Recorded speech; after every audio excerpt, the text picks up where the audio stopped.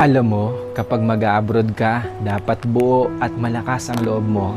Dahil kung hindi rin lang buo at malakas ang loob mo, huwag mo nang ipagpatuloy pa. Kapag nang ibang bansa ka, dapat kaya mong lahat dahil marami kang kalaban doon sa pupuntahan mo. Nariyan ang lungkot dahil mapapalayo ka sa pamilya mo.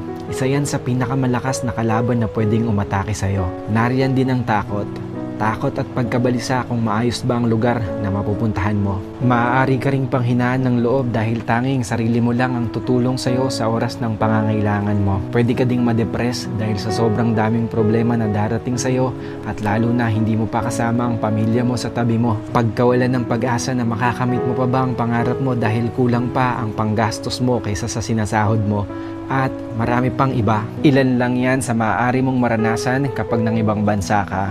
Pero dapat kapag nag-abroad ka, kaya mong magtiis at magsakripisyo para sa pangarap mo. Kaya mong indahin ang lahat ng lungkot